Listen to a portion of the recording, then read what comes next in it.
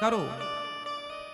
दान करने वाला व्यक्ति, अच्छा इसका मतलब आप ये मत सोचना आपके द्वार पर कोई अतिथि आ जाए और आपके घर में भोजन नहीं है तो आपको भोजन लाना चाहिए किसी के यहाँ से मांग करके, भैया हम तुम्हें दे देंगे, हमारे द्वार पर संत आए हैं, अतिथि आए, हम उन्हें खिलाएंगे, तो उनके लिए आप मांग सकते हैं कि भाई दे दो। पर कई लोग ना देखा देखी में नाम के लिए बहुत सारा कर्जा लेके काम करते हैं। कर्जा लेके लिए एक पिता मेरे पास आए, बहुत पुरानी बात है पर मैं आपको प्रसंगवश सुना देता हूं। देखिए हम कैसे हैं और हमारा स्वभाव कैसा है, इससे आप जानने की कोशिश कीजिएगा। एक पिता बहुत पहले आए हमारे पास, बोले महाराज जी हमारी 2 बेटियां हैं और अगले वर्ष शादी करना है, 1-1.5 साल में शादी, लेकिन हमारा मन है कि हम भागवत सुने। तो हमने उनसे कहा अच्छा भागवत सुनते तो उनका खर्चा होता, उनका खर्चा तो भाई भागवत सुनेंगे, व्यवस्थाएं करनी पड़ेंगी, आपको टेंट लगवाना पड़ेगा, लोगों को रहने खाने की व्यवस्था करनी पड़ेगी, बिजली लाइट का खर्चा जाएगा। तो हमने उनसे कहा कि भैया आप अभी मत सुनो भागवत, अभी पहले आप बेटियों का विवाह, जो पैसा है उसे बचाए रखो। आज तुमने भागवत सुन ली, सारा पैसा खर्च कर दिया और कल बेटियों का विवाह करोगे कर्जा लेके तो भी गलत है। पहले बेटियों का विवाह कर लो और भगवान, तुम्हारी भावना सही है तो भगवान तुम्हें बेटियों के विवाह के बाद भी सामर्थ्यवान बनाएंगे, तब आगे सुन लेना, आगे जो इच्छा है वो करना। पर पहले जो बड़ा काम है वो करो, आपके माथे पर ये काम है, जिम्मेदारी पूरी करो। बताओ हमने सही कहा था गलत कहा था? हमने कहा कि नहीं, जबकि इसमें फायदा हमारा था, भाई भागवत सुनता तो हमें दक्षिणा देता, लेकिन हमने कहा नहीं, व्यक्ति को अपना फायदा कभी नहीं देखना चाहिए। मैंने आज तक कभी अपना फायदा नहीं देखा। मैं ऐसा व्यक्ति हूं कि अपने फायदे के लिए कभी किसी का नुकसान नहीं करता। मैं ये कहता हूं कि जब तुम्हारे पास धन हो तो उसका भी 5 रुपए दान करना, सारा दान मत करना। मैं सारा दान करने को मना करता हूं। 100 रुपए है तो 5 रुपए दान करना, 95 अपने बच्चों के लिए, परिवार के लिए बचा के रखना। मैं कभी ये नहीं कहता कि 100 रुपए तो पूरे दान करो, नहीं, फिर तुम कैसे चलाओगे अपनी गाड़ी? बच्चों को खिलाना वो भी तो पुण्य का काम है, गृहस्थी चलाना वो भी तो पुण्य है साहब। जिसका जो हिस्सा है वो वहां लगता रहे प्रॉपर तो सही है। बच्चों का हिस्सा बच्चों को मिलता रहे। आपको, आपकी दुकान है, आपकी फैक्ट्री है, तो कमाई का कुछ हिस्सा दुकान में भी लगाना चाहिए। भाई माल खत्म हो गया तो माल तो बुलवाओगे ना। किराने की दुकान है आपकी फॉर एग्जाम्पल, तो माल खत्म हुआ तो माल के लिए भी, सामान के लिए भी तो पैसे रखना पड़ेगा। तो कहने का अर्थ ये है कि पैसे से पैसा बढ़ता है तो वो आपको पूरा गृहस्थ आदमी को ना चारों तरफ देखना पड़ता है। उसे बिजली का बिल भी चुकाना है, उसे टैक्स भी देना है, तो बैलेंस बना के चलना है। इसके लिए क्या चाहिए? समझदारी चाहिए। और एक और है आपके यहाँ, सरकार हर साल हम लोगों से टैक्स लेती है, हम सबसे, इनकम टैक्स, जीएसटी, सारे टैक्स। सड़क पे गाड़ी चलाओगे तो रोड टैक्स देना पड़ता है। तो टैक्स सरकार लेती है और लेना ठीक भी है। उसी तरह सरकार को टैक्स नहीं दिया तो टैक्स चोरी का आपको आरोप लग जाएगा। उसी तरह यदि इस सरकार को टैक्स देना पड़ता है, अच्छा इस सरकार को कितने % देना पड़ता है? 30%, 40%, और ज्यादा इनकम है आपकी तो 50% भी देना पड़ता है। तो इस सरकार को टैक्स देना पड़ता है 30%, तब यह सरकार संतुष्ट होती है। और उस सरकार को टैक्स देना पड़ता है केवल 5%, 100 रुपए में 5 रुपए, और सरकार को देना पड़ता है 100 रुपए में 30 रुपए। तो ये सरकार यदि टैक्स लेती है और आप देते हैं तो उस सरकार को टैक्स अब आप कहेंगे कि ये सरकार तो हमें सड़क देती है, बिजली देती है, पानी की सुविधा करती है, तो हम टैक्स देते हैं। अब वो सरकार आपको क्या देती है कि हम टैक्स दें? चलो मैं तुम्हें हिसाब देता हूं उस सरकार का, कृष्ण रूपी सरकार का। तुम ये बिजली जलाते हो तो टैक्स आता है, सॉरी बिल आता है महीने का 500 रुपये, 1000 रुपये, 5000 रुपये, 10,000 रुपये, 200 रुपये, जो भी बिल आता होगा आपका। बिजली जलाओगे, पंखा चलाओगे, कूलर चलाओगे, बल्ब जलाओगे, आएगा बिल। सोचो कि तुम लाइट यूज करते हो तो बिल देना पड़ता है, लेकिन आज तक तुम्हें सूर्य भगवान इतनी लाइट दे रहे हैं, इतना प्रकाश दे रहे हैं, बताओ आपने कौन सा बिल दिया? सूर्य भगवान इतना प्रकाश दे रहे हैं, जितना प्रकाश सूर्य भगवान हम सबको देते हैं, इतना प्रकाश लाइट से लें तो कितना बिल देना पड़ेगा? बोलो हाँ। आज सूर्य भगवान के प्रकाश से सौर पैनल चल रहे हैं, करोड़ों की बिजली बन रही है। बोलो हाँ।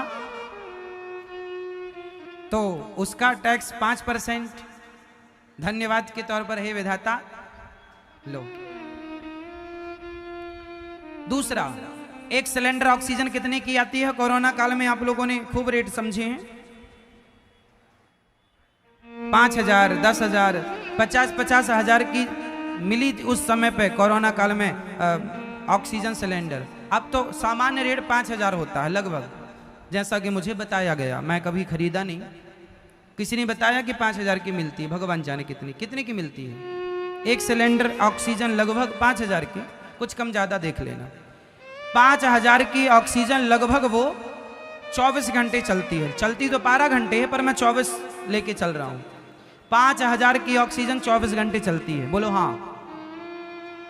इस हिसाब से आप लगाओ कि आप 24 घंटे रोज ऑक्सीजन ले रहे हैं और 5,000 क्या 5 रुपए देने का कह रहे हैं, उसमें भी तुम आनाकानी करते हो।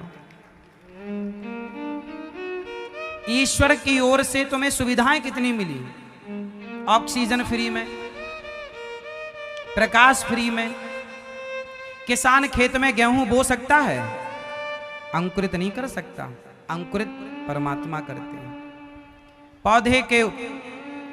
पौधे पर दाना भगवान की कृपा से उसमें व्यवस्थाएं हैं ईश्वर की। वो ना चाहे बालियां हो धान की, पर अन्न ना हो अंदर, तो क्या कर लेगा किसान? क्या ऐसा होता नहीं है? कई बार फसल मार जाती है, पौधा तो बढ़िया दिखता है पर अंदर फसल नहीं होती, दाना नहीं होता। होता है ऐसा। चने के कवच के अंदर दाना नहीं होता, पर ऊपर दिखता है कि बराबर है, पर अंदर कुछ नहीं है। होता है ऐसा। यदि ऐसा ईश्वर, ऐसा होता है? देखा आपने कभी? चने खाए हैं कभी? चने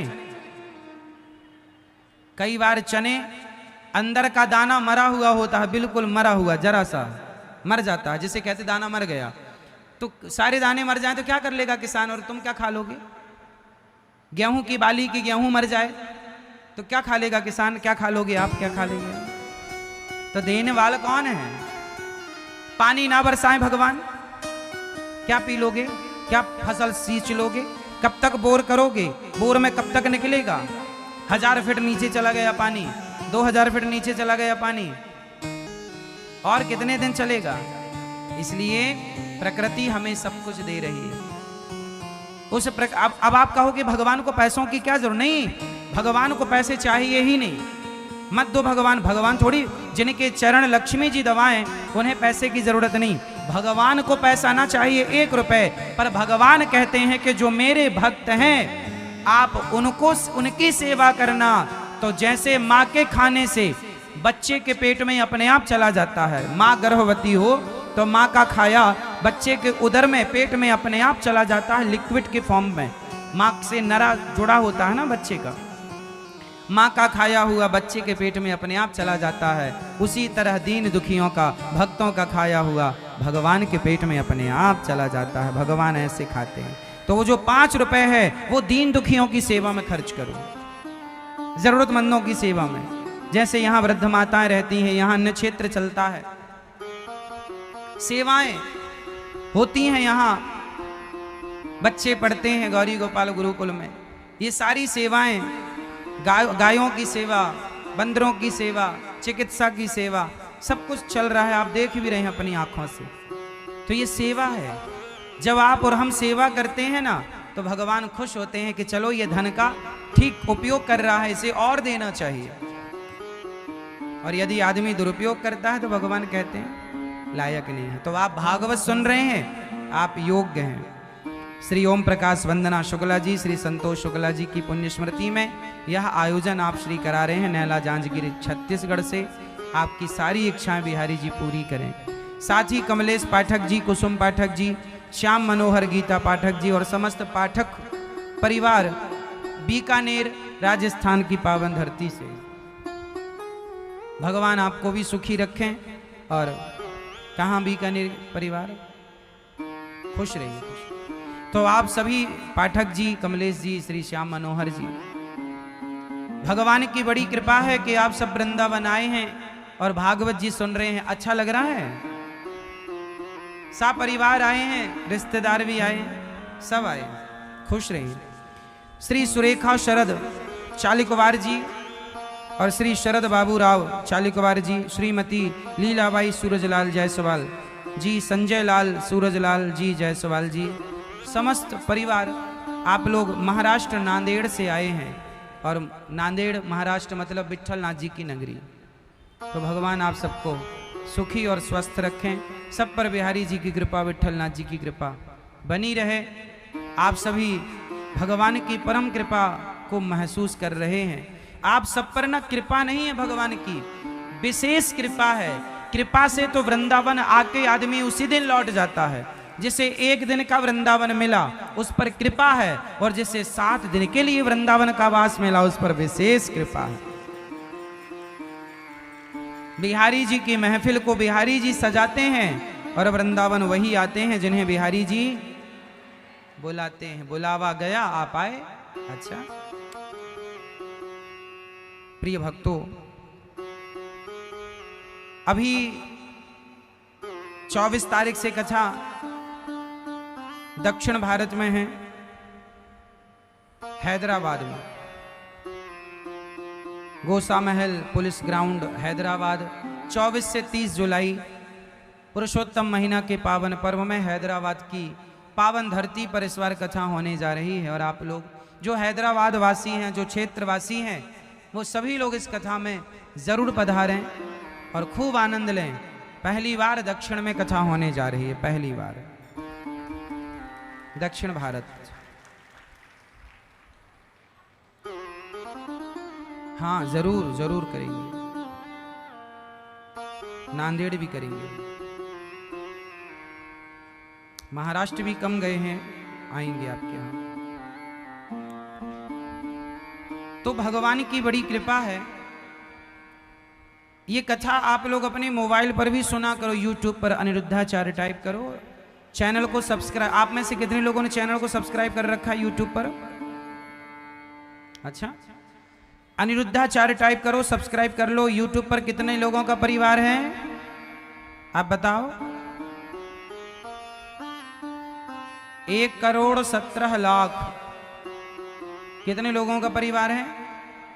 1,17,84,961 लोगों का परिवार। आप भी चैनल को सब्सक्राइब कर लेंगे तो आप भी इस परिवार के अभिन्न हिस्सा बन जाएंगे, अंग बन जाएंगे। और ये गौरी गोपाल परिवार है जिसमें केवल ज्ञान की बातें हैं, चर्चा है, सीखने को मिलता। आप में से कितने लोगों को सीखने को मिल रहा है इस कथा से? सीख रहे हैं कुछ कि कुछ नहीं, चिंगम ही बस चबा रहे हैं? सीख रहे हैं? ठीक, ध्यान से सुनिए। यहां पर भागवत जी की पोथी पाठ भी चल रही हैं जिसमें 141 पोथी पाठ हैं और 2 अगस्त से फिर भागवत जी की पोथी पाठ होंगी। जितने यजमान परिवार आए हैं आप लोग भी बड़े भाग्यशाली हैं, जो नहीं आए वो टीवी पर सुन रहे हैं। आपके संकल्प से यहाँ भागवत जी की पोथी चल रही है। पोथी पाठ का मतलब होता है भागवत जी के 18,000 श्लोक आपके संकल्प से होते हैं और वह आपको उस पुण्य का लाभ मिलता है। जीवन में मरने के पहले भागवत जरूर सुनना। देखो हम सब ने कोई ना कोई पाप किया है, हमें नहीं पता तो भी किया है। तो तो पापों से मुक्ति के लिए जैसे अंधकार से बचाने के लिए दीपक होता है, दीपक जलाओ तो अंधकार खत्म, टॉर्च हो तो अंधकार हो, मैं भी आप चल सकते हैं। जैसे अंधकार तो है, लेकिन यदि हाथ में टॉर्च है, दीपक है, तो चलने में थोड़ी सी आसानी हो जाएगी। बोलो हाँ।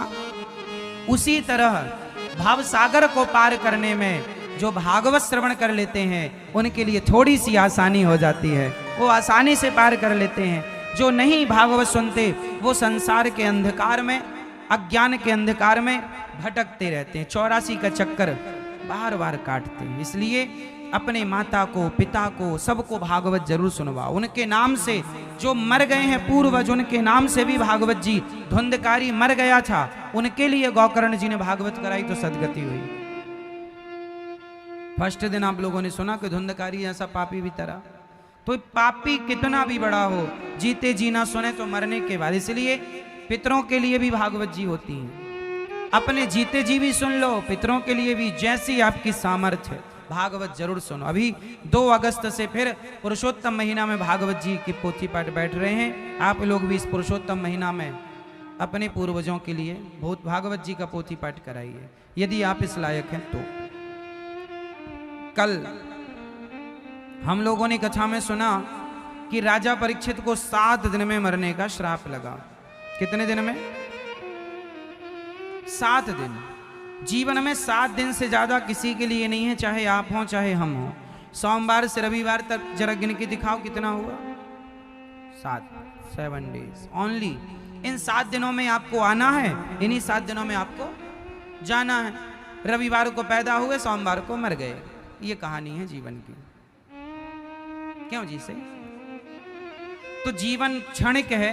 पानी केरा बुध बुदा, असमानुष की जात, देखते ही छिप जात है, ज्यों तारा प्रभात। जैसे पानी, बरसात में पानी कब बुदबुदा नहीं होता, आपने देखा होगा जब पानी बरसता है तो वो बुलबुले उठते हैं, हाँ उठते हैं और फूट जाता है ना। पानी केरा बुदबुदा, उसे बुदबुदा कहते हैं।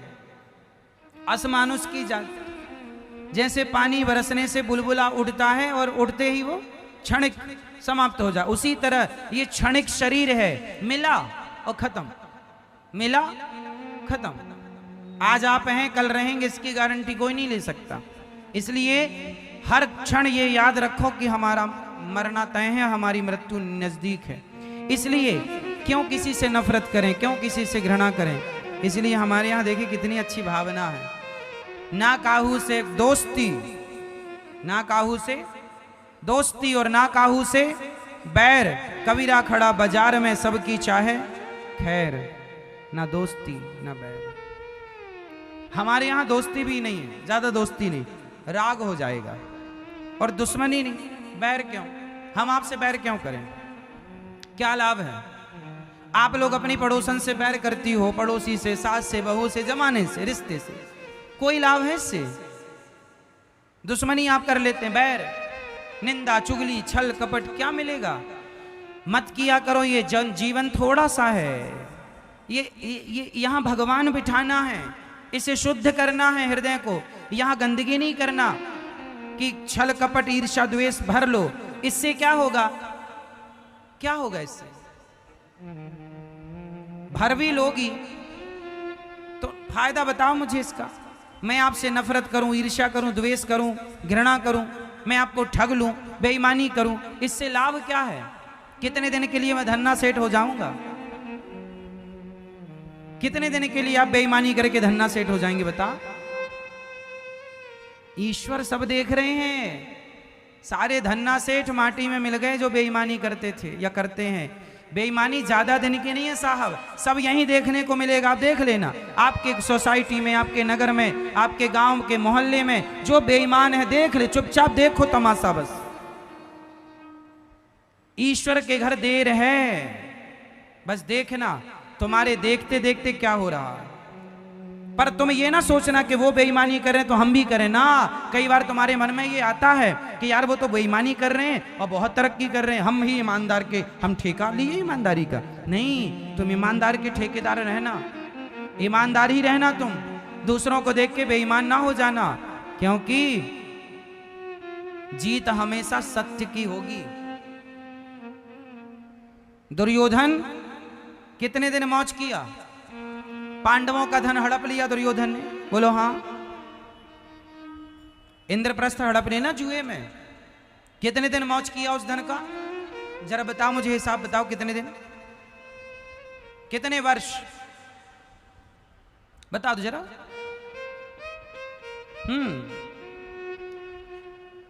दुर्योधन ने पांडवों के साथ गलत किया, जुआ खेला। अब आप कहेंगे कि युधिष्ठिर जी ने जुआ खेल, नहीं, युधिष्ठिर जी से तो धृतराष्ट्र ने कहा था कि दुर्योधन की इच्छा है बेटा तुम जुआ खेल लो। धर्मराज युधिष्ठिर की इच्छा नहीं थी, वो तो अपने से बड़ों की आज्ञा कभी टालते नहीं थे। तो अब कहा कि जब कभी नहीं टाली तो ये आज्ञा क्यों टाले। वो जानते थे जुआ खेलना गलत है, पर बड़ों का सम्मान करते थे। नहीं तो बड़ों की जिम्मेदारी है कि तुम बच्चों से क्या करा रहे हो।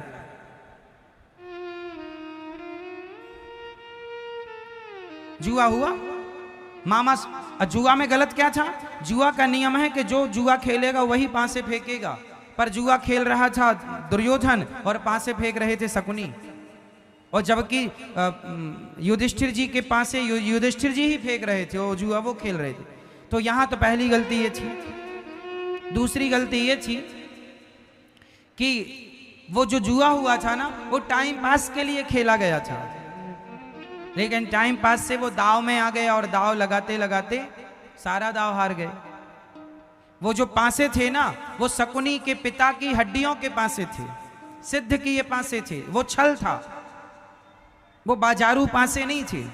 ये बात युधिष्ठिर जी को बाद में पता चली, जब छल हो गए। ये छल था ना, तो छल आपने किया। लोग कहते ना भला छल कपट करता है, यही छल है। छल कपट किया दुर्योधन ने और जुआ से जीत गया। अच्छा जीत तो गया, हो गया ना धन्ना सेठ दुर्योधन। पांडवों को 12 साल का वनवास, 1 वर्ष का अज्ञातवास। अब दुर्योधन से पूछना क्यों हो गए धन्ना सेठ? खूब मिल गया धन, चलो उतार ली भाभी की साड़ी, कपड़े उतार ली, बड़ा मजा आ गया तुम्हें? आ गया मजा? अब देखना, अभी तो मजा आ रहा है। साड़ी खींच रहा दुर्योधन का भाई दुशासन, बड़ा मजा आ रहा है। किसी महिला के कपड़े उतारने में, निर्वस्त्र करने में बड़ा मजा आया होगा, तब तो ये साड़ी उतारने का काम कर रहे थे। बड़ा मजा आया जुआ खेलने में, बड़ा मजा आया साड़ी उतारने में किसी स्त्री की, बड़ा मजा आया दूसरों का धन हड़पने में। लेकिन जब सजा मिली तो गांधारी रो रही है, कन्हैया तुमने मेरे 100 बच्चे निपटा दिए, मरवा दिए। अरे मैंने मरवा दिए? मैंने कब मरवा दिए माँ? मैं तो शांति दूत बन के आया था। मत लड़ो मत लड़ो मत, कहां मानती तुम्हारी औलाद? समझाया था। जब आदमी को ना बढ़िया बढ़िया मिलता सब भूल जाता है, क्या पाप है क्या पुण्य। जब सजा मिलती है तब याद आ, अरे ये तो पाप था, ये तो गलत था। 12 साल का वनवास पांडवों को, 1 वर्ष का अज्ञातवास, 13 साल। 13 साल बाद जब आए तो 1 साल प्लानिंग में लगा, शांति दूत बनकर गए। 14 साल और 15वें साल तो महाभारत का युद्ध चालू हो गया। दुर्योधन ने जो धन्ना सेठ बनने का ख्वाब देखा, 15 साल में दंड मिल गया। एक नारी का अपमान करने का दंड 15 साल के अंदर मिल गया। जुआ खेलने का दंड 15 साल के अंदर मिल गया। दूसरों को लूटने का, दूसरों के साथ छल कपट करने का परिणाम 15 साल के अंदर मिल गया। जब 15 साल के अंदर दुर्योधन को मिल गया तो तुम्हें कितने साल में मिल जाएगा? कर लो तुम बेईमानी, खूब करो, बन जाओ धन्ना सेठ। मत भूलना कि तुम्हें कोई देख रहा है। ईश्वर के घर देर है मैया, ईश्वर के घर देर है, अंधेर। God mills grind slow but sure. थोड़ा सा सब्र रखना बस, भगवान पर विश्वास रखना। करने दो बेईमानों को बेईमानी, भगवान से प्रार्थना करो, हे प्रभु सबको सद्बुद्धि दो, हम नमक रोटी खाएं, पर हे प्रभु हमारे अंदर कभी बेईमानी का भाव ना जागे।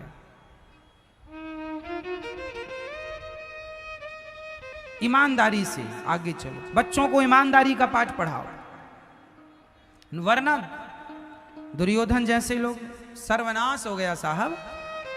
पानी देने वाला ना बचा धृतराष्ट्र को कोई। बोलो हाँ, यही दशा रावण की हुई।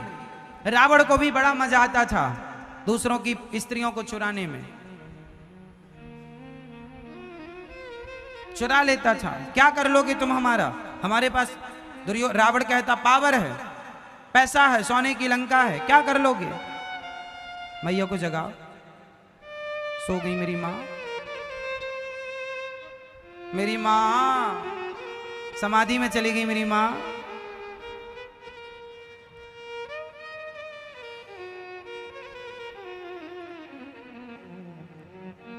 इसलिए बेईमानी नहीं। श्री सुखदेव भगवान राजा परीक्षित से कहते हैं, जिसे 7 दिन में मरना हो, समय कम है सबके पास, 7 दिन, 8वां दिन नहीं है, जीवन छोड़ा है, भगवान के पास जाना है। छल कपट निंदा चुगली से मन हटाओ, केवल हे नाथ मैं आपको कभी भूलू नहीं। नेकी कर लो साहब, सबका यहीं रह जाना है। हाँ, कोई न ले जाएगा। जो तूने कमाया है सब यहीं है। पैसे के लिए आप बेईमानी करते हो, वो पैसा सब यहीं रह जाता है। पैसे के लिए आप पाप करते हो, सारा पैसा यहीं रह जाता है। क्यों करना है बेईमानी, पैसा यहीं रह जाएगा। हमने 1 लाख रुपए कमा लिए बेईमानी करके, तो वो लाख रुपए यहीं छूट जाएगा, लेकिन हमारा बेईमानी का पाप हमारे संग जाएगा। तुमने बेईमानी की। हाँ, तूने जो कमाया है, तूने जो कमाया है, तूने जो कमाया है, तू से राही खाएगा। खाली हाथ आया है, खाली हाथ जाएगा। तूने जो कमाया है, तूने जो कमाया है, तूने जो कमाया है, वो दूसरा ही खाएगा। खाली हाथ आया है, खाली हाथ जाएगा। खाली हाथ आया है, खाली हाथ जाएगा। तूने जो कमाया है, तूने जो कमाया है, तूने जो कमाया है, वो दूसरा ही खाएगा। खाली हाथ आया है, खाली हाथ जाएगा। खाली हाथ आया है, खाली हाथ जाएगा। एक बार आप ही मेरे संग बोलो और लोगों को बताओ, तूने जो कमाया है। इसलिए कहो कमाओ, बेईमानी करके ना कमाओ, क्योंकि कमा लो बेईमानी करके औलाद के लिए, तुम तो मर जाओगे। पता नहीं उस धन से वो क्या करते हैं। उस धन से कोई कथा भागवत पुण्य थोड़ी करेंगे। ज्यादा पैसा छोड़ जाओगे तो बेटा सुरा और सुंदरी में उलझ जाएगा। पैसे जहां ज्यादा होते हैं वहां बच्चे काम नहीं करते। बाप ने कमा के रखा है, बेटा उड़ाता है। सारे बेटे ऐसे नहीं हैं, पर 95% बच्चे ऐसे हैं। इसलिए बच्चों को मेहनत करना सिखाओ। बेटा मेहनत करोगे तो रुपए की कीमत जानोगे। फ्री में मिल जाएगा तो पैसे की वैल्यू नहीं करता व्यक्ति। तूने जो कमाया है, तूने जो कमाया है, तूने जो कमाया है, वो दूसरा ही खाएगा। खाली हाथ आया है, खाली हाथ जाएगा। खाली हाथ आया है, खाली हाथ जाएगा। जय हो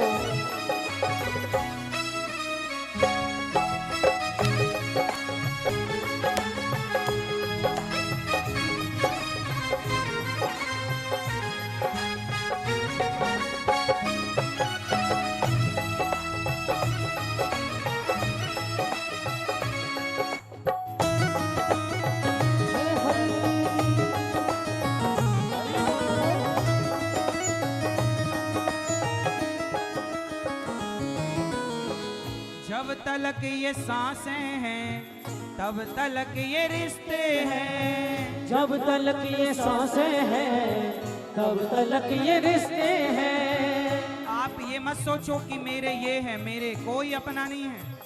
सांसें पूरी होते ही लोग तुम्हें अंतिम विदाई देकर चले जाएंगे, कोई पलट कर ना देखेगा।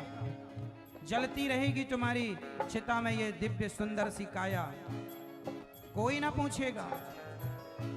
पर आपकी चिता में अंतिम संस्कार में जरा लेट हुआ तो लोग कहते हैं भाई जल्दी करो। उन्हें फर्क नहीं पड़ता कि आप मर गए, उन्हें तो बस घड़ी का टाइम, भाई साहब हमें लेट हो रहा, हम बड़ी दूर से आए हैं। जब तलक ये सांसें हैं तब तलक ये रिश्ते हैं। जब तलक ये सांसें हैं तब तलक ये रिश्ते हैं। जब तलक ये सांसें हैं तब तलक ये रिश्ते हैं। सांसें रुक जाएगी रिश्ता टूट जाएगा। सांसें रुक जाएगी रिश्ता टूट जाएगा। तूने जो कमाया है, तूने जो कमाया है, तूने जो कमाया है वो दूसरा भी खाएगा। खाली हाथ आया है, खाली हाथ जाएगा। खाली हाथ आया है, खाली हाथ जाएगा।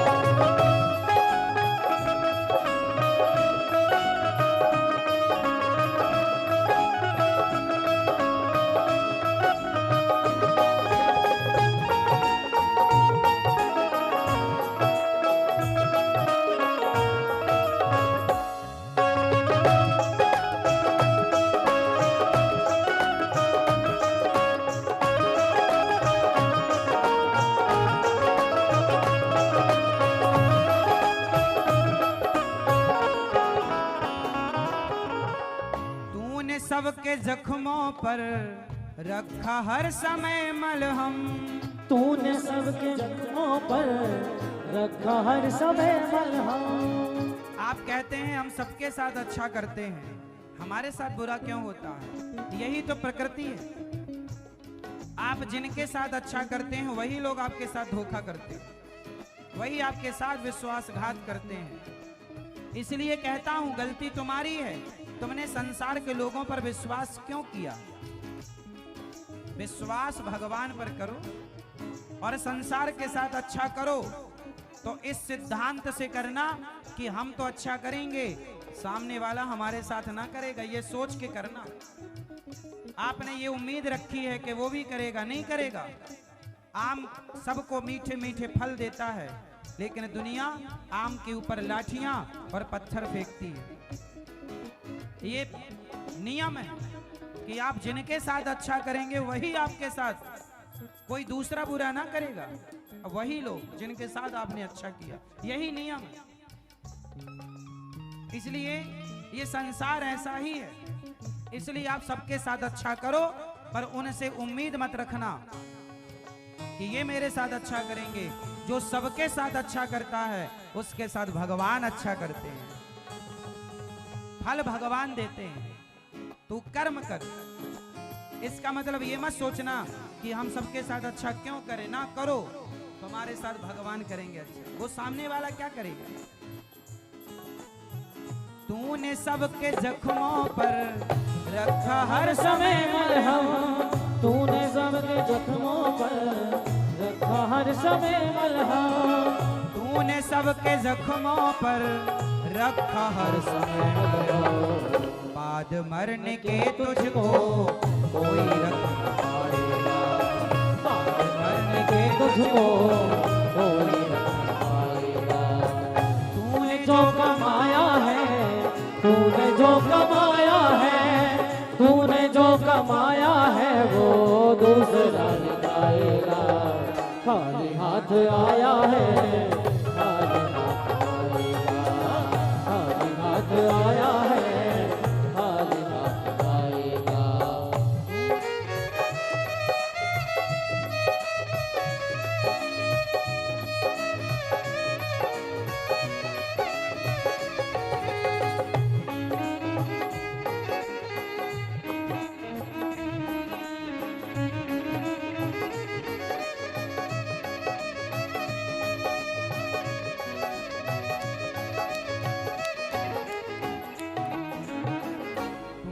जो कमाया है, तूने जो कमाया है, तूने जो कमाया है, दूसरा ही खाएगा।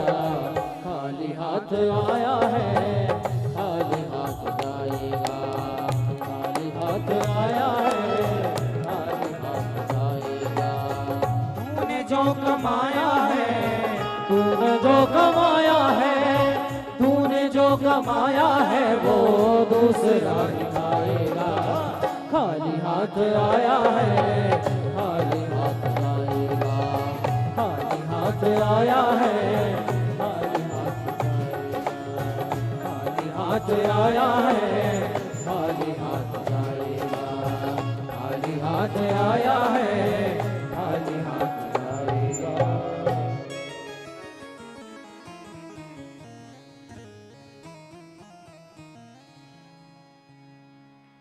जब तलक ये सांसें हैं, तब तलक ये रिश्ते हैं। सांस खत्म, रिश्ता। जब तलक ये सांसें हैं, तब तलक ये रिश्ते हैं। सांस रुक जाएगी, रिश्ता टूट जाएगा। सांस रुक जाएगी, रिश्ता टूट जाएगा।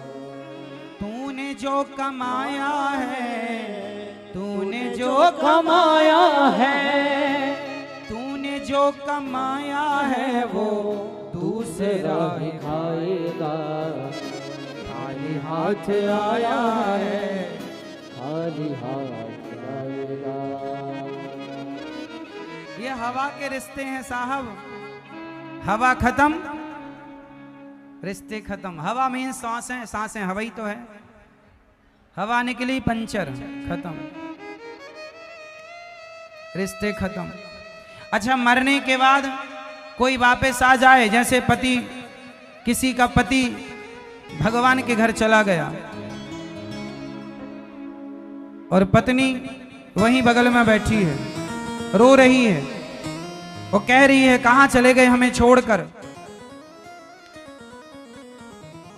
और सोचो कि मरा हुआ पति यदि उठ के बैठ जाए तो पत्नी भाग जाएगी।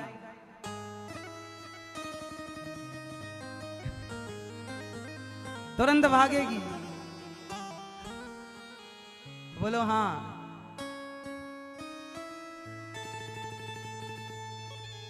जब तलक ये सांसें हैं, तब तलक ये रिश्ते हैं।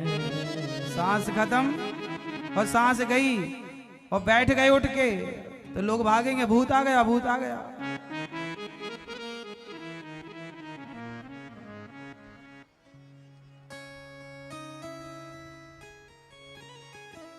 तूने सबके जख्मों पर रखा हर समय मरहम।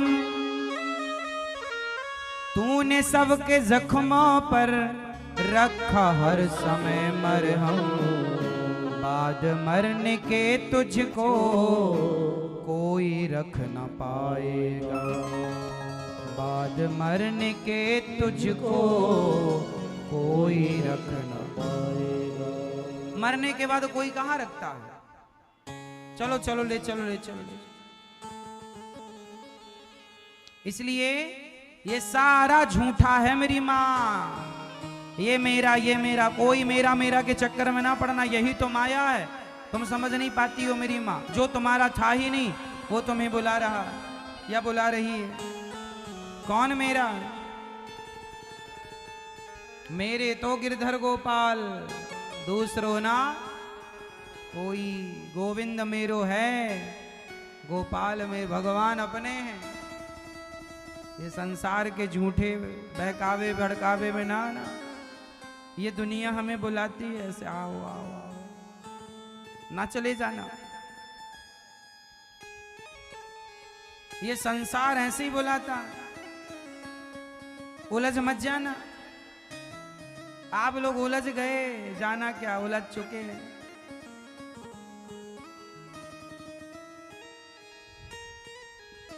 सुखदेव भगवान ने राजा परीक्षित से कहा, राजन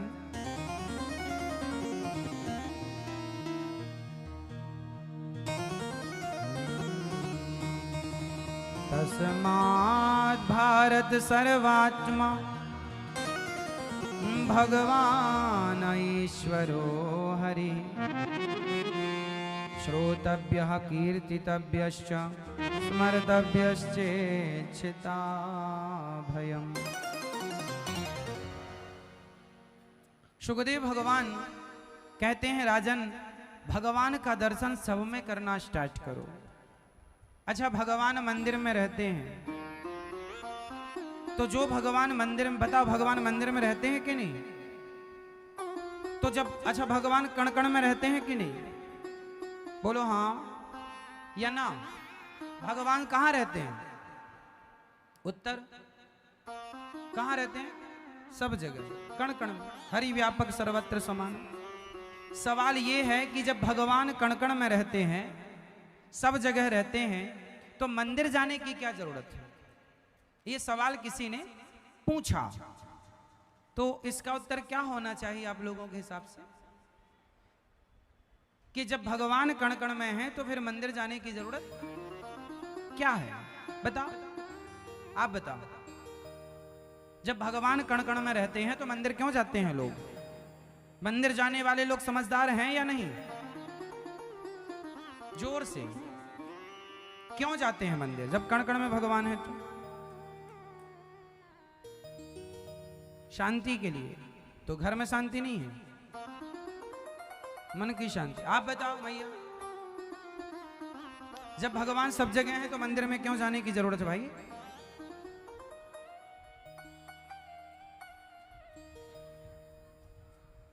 टोपी वाले भैया बताएंगे।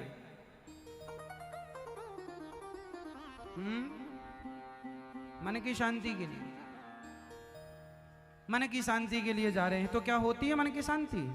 ठीक है, कोई बताएगा सही उत्तर? हाँ बताओ। हाँ ठीक है, हाँ बोलो। अब हम बताएं मेरी माँ, जैसे बच्चे को, पहली क्लास के बच्चे को बताना पड़ता है ब्लैक बोर्ड में या पुस्तक में लिखा होता है, जैसे ए, तो ए फॉर एप्पल, उसे एप्पल दिखा के बताना पड़ता है ये एप्पल है। फोटो बनी रहती है ना उसमें, ये देखो ये एप्पल। जब वो तस्वीर देखता है ना तो फिर सही में एप्पल मिलता है, पहचान। अरे एप्पल, हमने पढ़ा इसके बारे में।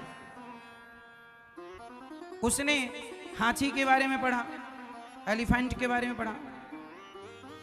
तो जब हाथी के बारे में पढ़ा तो उसने पहले हाथी का चित्र देखा। क्या देखा?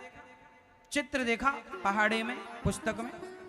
और एक दिन उसके सामने हाथी आया तो उसने अपनी माँ माँ माँ माँ देखो हाथी, माँ हाथी हाथी। माँ ने कहा तुझे कैसे पता कि यह हाथी है? बोले हमने पढ़ा था। तो हाथी का चित्र इसलिए दिखाया जाता है ताकि वो चित्र के हाथी को देखकर असली हाथी को पहचान सके। चित्र के शेर को देखकर वो असली शेर को, बोलो, पहचान सके। चित्र बताया जाता है, मैप होता है, नक्शा होता है हर जगह का।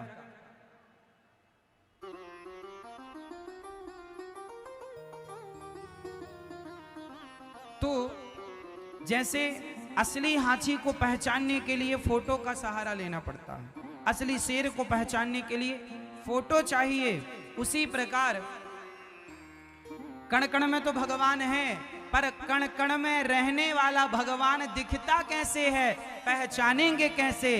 इसलिए उनके ये मंदिर बनाए जाते हैं, उनके विग्रह बनाए ऐसे हैं। अब इनको देख लो, फिर जब मिलेंगे असली तो पहचान ले, अरे मैं तो देखा था इनको, बिहारी जी का रूप।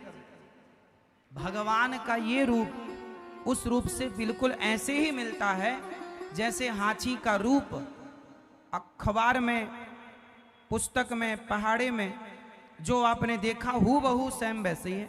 फर्क ये है कि वो चित्र है, वो असली है। अब आप ये मत समझ लेना कि फिर ये तो चित्र ही है ना, ये विग्रह है। ठाकुर जी इस कलिकाल में इस रूप से ही हम सबको प्राप्त होंगे। जैसे बताओ, व्हाइट कलर का शेर आप में से किस किस ने देखा? सफेद शेर आपने देखा? देखा? आप लोगों ने देखा? देखने वाले केवल 10-5 लोग हैं और ना देखने वाले 90 लोग हैं। तो 90 लोगों को वो शेर कैसे दिखाया जाएगा? उनके पास तो केवल फोटो रहेगी, क्योंकि अब वो असली में वो लुप्त हो गए। अब वो प्रजाति धीरे धीरे लुप्त होने की स्थिति में। आज हमारे देश में, पहले आपने देखा होगा चिड़िया गौरैया पहले सबके आंगन में फुदका करती थी, छोटी सी नन्ही सी चिड़िया ची ची ची ची ची करती रहती थी। अब वो देखने को भी दुर्लभ हो गई। देखते देखते जब से ये 5G 4G 3G आए, इसमें चिड़ियाओं का बहुत नुकसान हुआ, पक्षी बहुत मारे गए। मोर देखने को नहीं मिल रहा है, अब कम हैं, चीजें हैं पर कम। पहले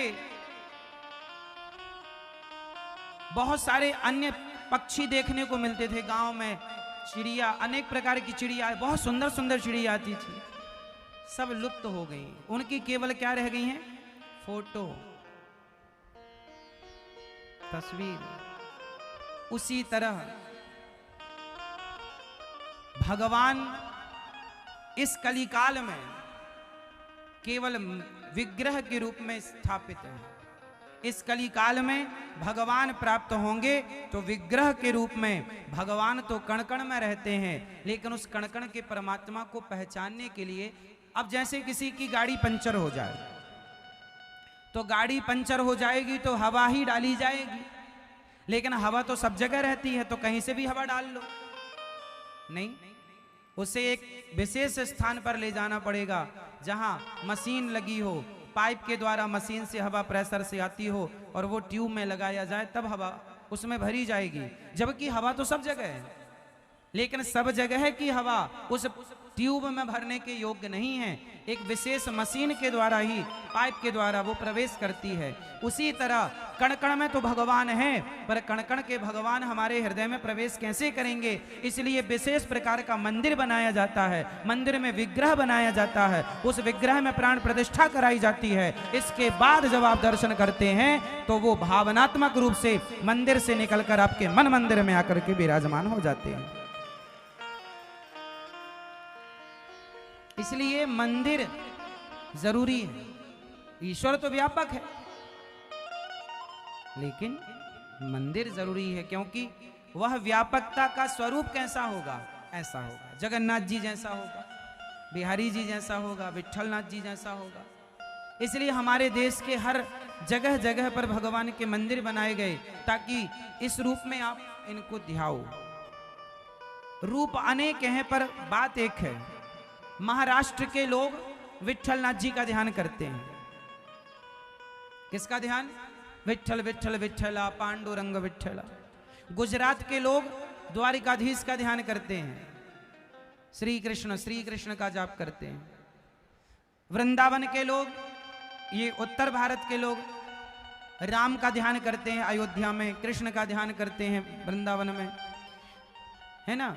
वहां और उत्तर में जाइए, पूरब में जाइए तो जगन्नाथ जी के रूप में, दक्षिण में चले जाइए तो रंगम श्रीरंगम रंगनाथ जी, रामेश्वरम। पूरब में जाइए, उत्तर में जाइए तो यहाँ बद्रीनाथ जी के रूप में। तो भगवान तो वही है, पर अनेक जगह बैठे हैं, अनेक रूपों में। अच्छा, आपके रूप कितने हैं? आप बताओ, आपसे सवाल, आपके कितने रूप हैं? भैया बताओ, आपके कितने रूप हैं? हाँ, मेरी प्यारी मैया सत्संगी है। आप बताओ, आपके कितने रूप हैं? 1 2 अनेक कितने, फिर भी गिन लो। आपके कितने रूप हैं बताओ? आपके बहुत सारे। कौन कौन से? जैसे नहीं, पीछे वाले भैया आपके कितने रूप हैं? कितने? हम सबके बहुत सारे रूपों में कुछ रूप में आपको गिनाता हूं। जैसे स्त्री के 4 रूप होते हैं। पहला रूप मां, दूसरा रूप पत्नी, तीसरा रूप बहन, चौथा रूप बेटी। आप एक ही हो पर आपको देखने वाले कितने हैं? आपका पिता जिस भाव से आपको देखेगा, आपका पति उस भाव से ना देखेगा आपको। जिस भाव से आपका पति देखेगा, उस भाव से भाई ना देखेगा आपको, और जिस भाव से भाई देखेगा, उस भाव से बेटा ना देखेगा आपको। आप एक ही हो पर आपको देखने वाले 4 हैं। पिता, पति, भाई और पुत्र। देखने वाले 4 हैं तो आप एक हैं, पर चारों के लिए 4 रूप हो गए। और रूप ही नहीं, चारों के लिए 4 व्यवहार भी हैं। बोलो हां या ना? मैया समझ में आ रही है बात? नहीं आ रही है आपको? नहीं आ रही है? जैसे आप एक हैं पर आपके रूप 4 हो गए, क्योंकि आपको देखने वाले 4 हैं। आप तो एक हैं पर आपको देखने वाले 4 हैं। उसी तरह ईश्वर एक है पर देखने वाले अलग भक्त, अनेक जगह पर के अनेक अलग अलग भक्त हैं। तो जिस भक्त ने जिस रूप में देखा, उन्होंने वो भाव से तैयार कर दिया विग्रह उनके लिए, वो हो गए। तो ईश्वर एक है। किसी ने उन्हें विट्ठलनाथ जी के रूप में देखा, कमर में हाथ रखे हुए, तो उनके लिए विट्ठलनाथ जी हो गए। किसी ने उन्हें एक हाथ कमर में और एक हाथ ऊपर गिरिराज जी को धारण किए देखा, तो श्रीनाथ जी हो गए। किसी ने उन्हें बांसुरी बजाते देखा तो बिहारी जी हो गए। हाँ या ना? किसी ने उन्हें भक्तों के लिए हाथ बढ़ाते देखा ऐसे, तो उनके लिए जगन्नाथ जी हो गए। जगन्नाथ जी के हाथ आ गए ऐसे गले लगाने के लिए। क्या हो, हम तुम्हें गले लगा लें। भक्त को गले लगाने के लिए जगन्नाथ जी के हाथ आ गए। तो भगवान तो एक ही हैं, लेकिन चूंकि भगवान के भक्त अनेक हैं, तो किसी ने उन्हें इस रूप में देखा, किसी ने उन्हें इस भाव से देखा, किसी ने पुत्र भाव से देखा, किसी ने पति भाव से देखा, किसी ने पिता भाव से देखा, किसी ने माँ भाव से देखा। भगवान को जब माँ के भाव से देखा तो भगवान दुर्गा हो गए। पिता भाव से देखा तो विष्णु हो गए, राम हो गए, कृष्ण हो गए। पुत्र भाव से देखा तो यशोदा के कन्हैया हो गए। भाई के भाव से देखा तो द्रौपदी के कृष्ण हो गए। तो भगवान तो वही है, देखने वालों के भाव बदलते चले गए, रूप बदलते। ईश्वर एक है, अनेक रूप रूपाय विष्णवे प्रभु विष्णवे। इसलिए परमात्मा तो सदा एक है, आप संदेह ना करिएगा। तो भगवान के